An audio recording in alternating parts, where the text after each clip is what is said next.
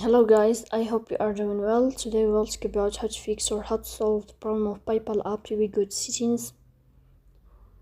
Here on this page we click on apps, default apps, app settings. On above here you will search about PayPal and you will click. In this page of app info you will click on first stop and you will click OK.